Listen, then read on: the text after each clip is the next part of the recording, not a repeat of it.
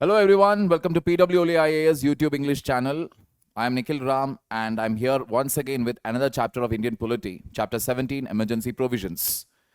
Without any further delay, getting right into it. So once again people, this is my official Telegram channel. This is where you can reach out to me. You can send in your answers, the PYQs, all of that. You can send it over here.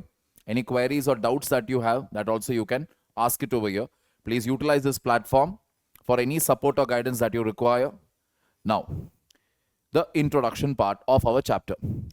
Now, the emergency provisions, if you see, comes under part 18A from Article 352 to Article 360. Why do you need the emergency provisions? To safeguard the sovereignty, unity, integrity, and security of the country, the democratic political system, and the constitution. Center becomes all powerful and states go under the control of the center. Now, this is exactly in line with what I have been telling you from day one of our classes, that India is an indestructible union of destructible states, that we are a quasi-federal nation. Our center is more powerful, residuary powers are with the center. Now, we have seen earlier under various commissions, Sarkaria Commission, Punchi Commission, etc., those commissions actually encouraged that the center should be powerful.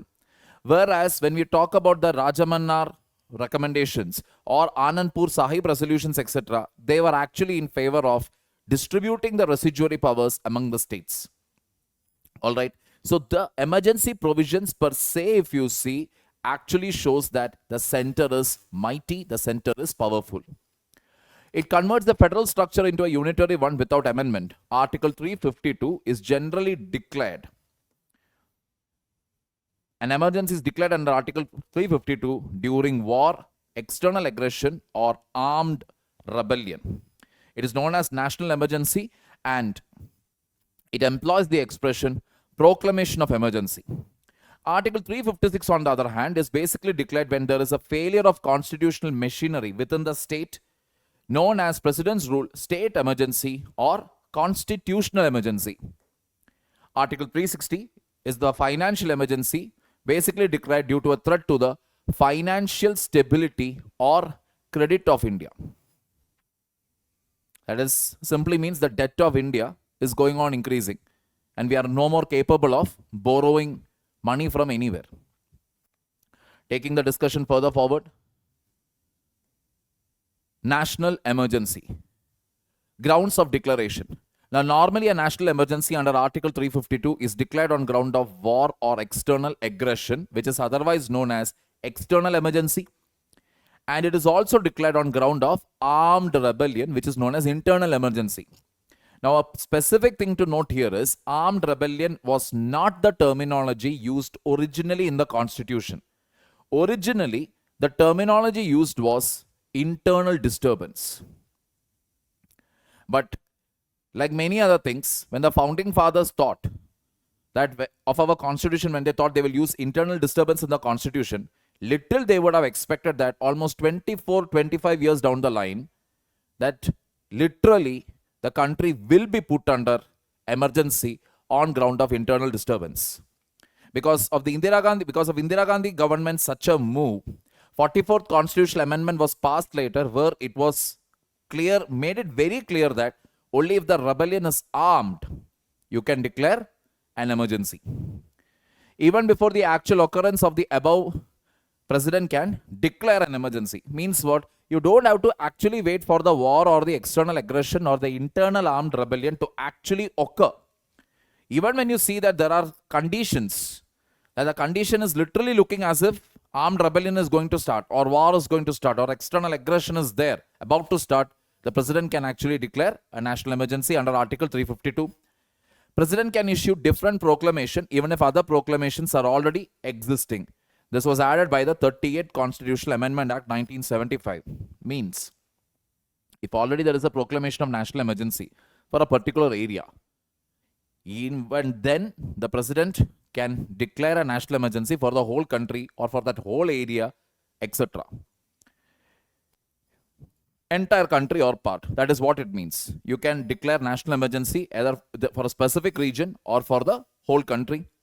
President can proclaim a national emergency only after receiving a written recommendation from the cabinet. Who is the cabinet? They are basically a group of ministers within the Council of Ministers who are having cabinet rank. Now, this provision also was not there originally. Again, what was the reason for adding it? Indira Gandhi again. Now, Indira Gandhi never informed her Council of Ministers or her cabinet also with regard to the declaration of national emergency back in 1975. In fact, most of her ministers were woken up from sleep and they were still in their pajamas when they actually got to know that an emergency has been declared. Even then, some of our ministers at that point of time actually asked, what is an emergency? Because many of them didn't even know about this provision, what is there in the constitution at that point of time. Can't blame them because it was never used. In that sense that to put it in the country for internal disturbance was not used till then. Emergency 1975 was informed to the cabinet after it was made as a fait accompli.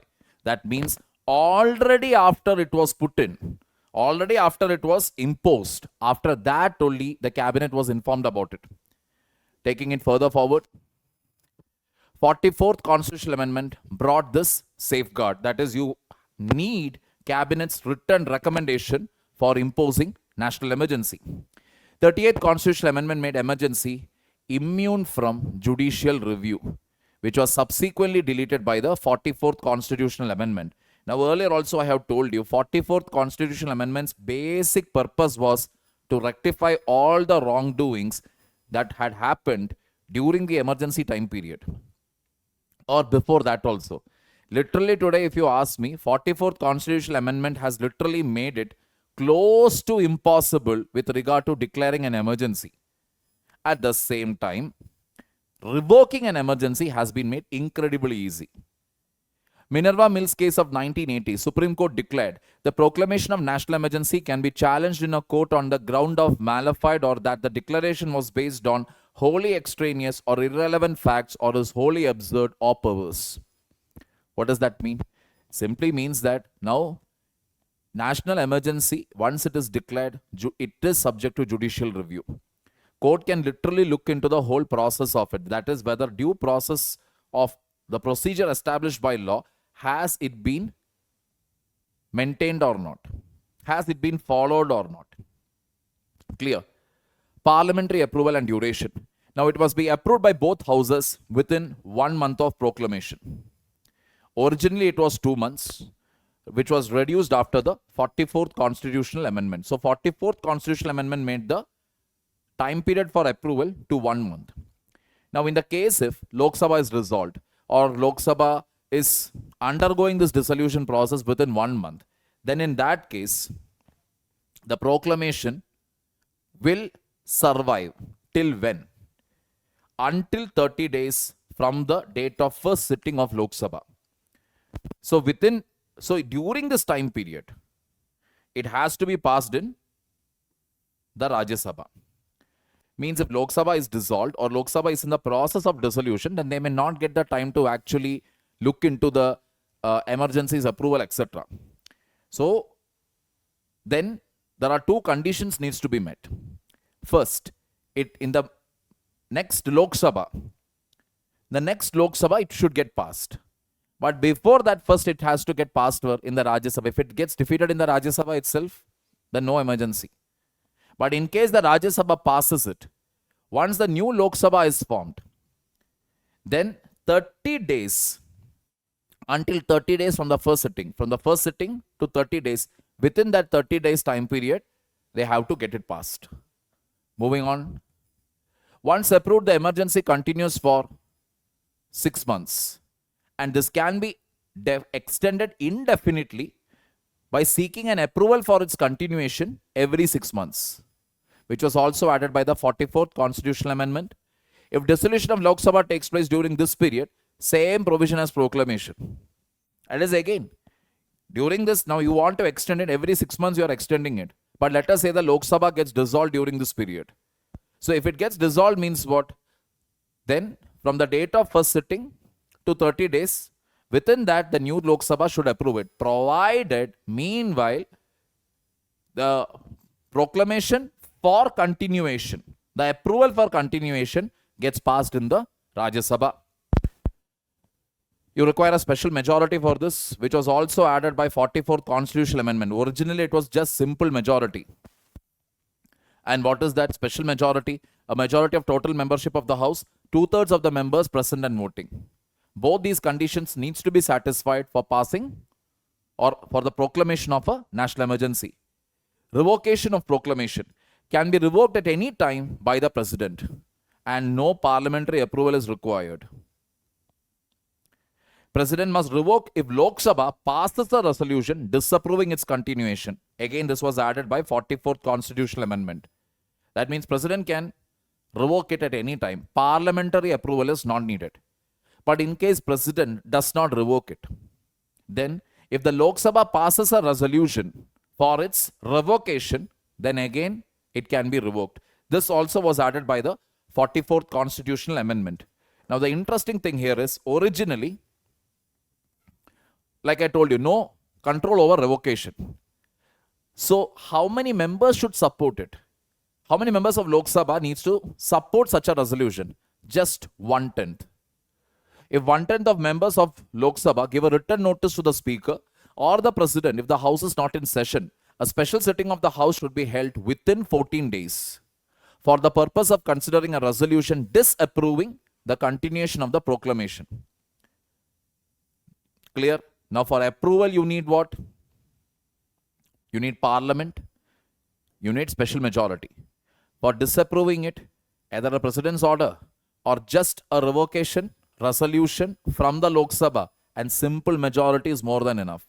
Like I told you in the beginning of the class, 44th Constitutional Amendment has made it very easy for disapproving a national emergency. Passing a national emergency has been made very, very difficult. Clear? Effects of national emergency, starting with the effect on center-state relations. When you talk about executive, center can give any executive direction on any matter. That is the key word to the state. Center can direct, do this, do that, don't do this, don't do that. Center can do it. Now you must understand here, when a national emergency is in proclamation, it does not mean that the state government is suspended, or in state the government is not there. No, government will be there. There are state governments will be working everywhere, but they will have to function according to the guidelines that they receive from the center. Parliament can make laws on any subject in state list. Clear? Now, coming to the legislative powers. Legislative power of state is subject to the overriding powers of the Parliament. Laws thus made ceases to be inoperative after the emergency has ceased to operate. That is the point here. Even though Parliament has complete powers to make laws on state list also, once the emergency ceases to be operate, such laws will not have any further effect. They'll stop being operative. President can issue ordinances on state subject if Parliament is not in session. Parliament can impose duties and confer powers upon the center or its officers and authorities in respect of matters outside the Union list. 42nd Amendment Act. The legislative and executive consequences extends to states other than those where national emergency is not in operation. This is to bring in a uniformity in the whole country. Again, only during the time period where national emergency is in operation. That means if the center decides to pass a law on with regard to a state subject, that particular law will have effect not just in the state where national emergency is in operation. It can have its impact in other states also. And this provision was added by the 42nd Amendment. As you can clearly see, 42nd Amendment Act, you can remember its provisions by one simple trick, and that is what? It was highly centralizing. Clear, people? Moving on. Financial, when we talk about, President can modify the constitutional distribution of revenues between the center and states. Modifications continues till the end of the financial year in which the emergency ceases to operate. Every such order has to be laid before both the houses of the Parliament. So it will continue for that entire financial year till where the emergency ceases to be operative. For that remaining financial year it will be there, but after that those provisions will not be applicable at all. Effect on the life of Lok Sabha and State Assembly. Lok Sabha, the time period can be extended beyond 5 years for 1 year at a time for any length of time. Extension cannot continue beyond 6 months after the emergency has ceased to operate. Similarly, provision for State Assembly. Parliament can extend it. Parliament can extend the time period of a state legislative assembly also, similar to that of the Lok Sabha. Effect on the fundamental right. Under Article 358, suspension of fundamental rights under Article 19, when an emergency, national emergency is in power originally. Under Article 359, suspension of other fundamental rights except those guaranteed by Article 20 and Article 21. Now let us look into this breakup again. What is suspension of fundamental right under Article 19 when national emergency is proclaimed? 6 fundamental rights under Article 19 are suspended automatically the moment national emergency is declared. No separate order is required. All the 6 fundamental rights can be taken away and this cannot be challenged. This was the original provision. But 44th Amendment Act made it very clear that this provision is applicable only during war or external aggression. Only then they stand automatically suspended. Only laws which are related to emergencies protected from being challenged and not other laws. That is, once a national emergency is declared and you're passing certain laws to implement the emergency, any act of omission or commission committed by an officer to implement, to get the national emergency into operation, now that you cannot question it. Even if any violation, anything happens, that you cannot question. That means only those provisions of the law related to the emergency, only that are protected. Means you cannot do whatever you feel like. Now, why was this added? Because during the national emergency of 1975, the police literally had a free hand. Jails actually became torture chambers and rape chambers.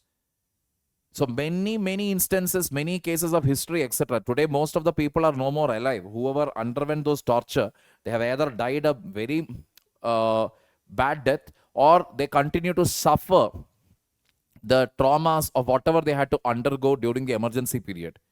So that is the reason why this clause also was added to protect the rights of the citizens. Taking it further forward, suspension of other fundamental rights. Article 359 authorizes the president to suspend the right to move to any court for the enforcement of fundamental right during a national emergency. Fundamental right is not suspended, but only its enforcement. Means what? The fundamental right is there. But I cannot go to a court and say that my particular right of article, let us say, equality is now being affected. So please ask the state to treat me equally. That cannot be done. Rights are theoretically alive, but the right to seek remedy is suspended. That means constitutional remedy. Both under Article 32 as well as Article 226, if you see, no more there. It is suspended. Only those fundamental right which is mentioned in the president's order. Means what? Suspension of other fundamental rights means doesn't mean that all other fundamental rights get suspended during national emergency. No. Only those fundamental rights which are specifically mentioned in the president's order, that these rights will not be available. Only, that is, these nice rights cannot be enforced. If it is mentioned very specifically in the president's order, only for those rights you cannot seek constitutional remedy. For every other right that is not mentioned, you can seek. Suspension could be for the period during the emergency or for a shorter period than that, and the order can be extended to any part of the country or whole. States can make laws according to the provisions of order. You can abridge or modify the fundamental right or take away, and it cannot be challenged. However, 44th Constitutional Amendment, President cannot suspend the right to move to court for the enforcement of fundamental right under Article 20 and Article 21. Why Article 20? Protection from arrest. 21, right to life and personal liberty. Simply, you cannot go around arresting people and convert the jails to torture chambers where you end up taking the life of people. Many cases of police brutality were reported across the country in those emergency years. Getting the picture here, people. So that is the reason even this provision has been added. That is simply you cannot arrest a person just for the heck of it. That you wrote something against the Prime Minister or you were critical about the Prime Minister's policies earlier. These were some of the reasons why people were arrested during the emergency time period.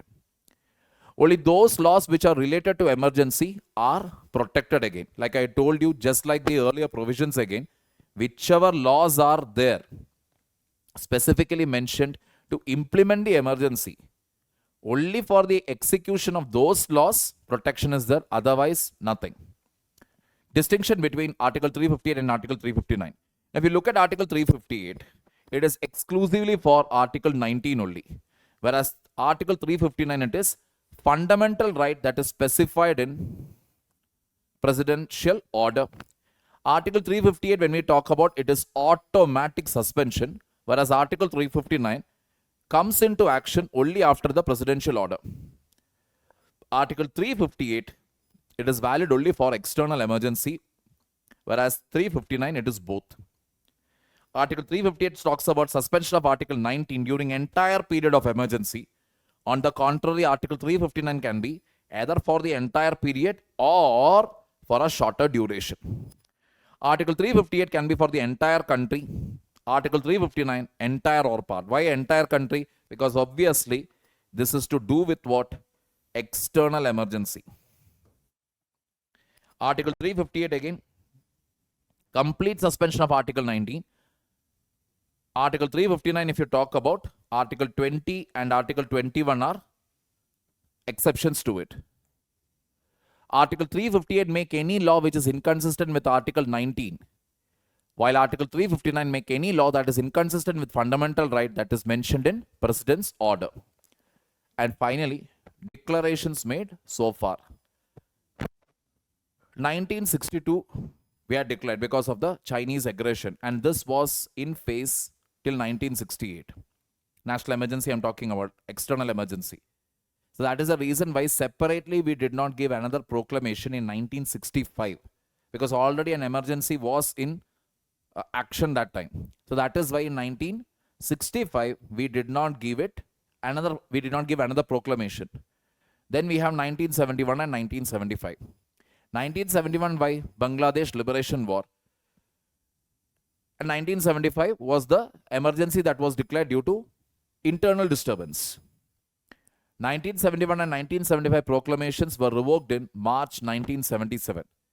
Just as much as there is no idea why exactly she went on to declare the national emergency on grounds of internal disturbance, what were the clear reasons behind for her to revoke it in 1977 still continues to be a mystery. The Shah Commission, which was appointed following Indira Gandhi's defeat in the next elections, and when the Morarji Desai government came into power, they appointed Shah Commission to look and investigate the exigencies that were committed during the emergency time period. And the Shah Commission did not justify the declaration of emergency in 1975.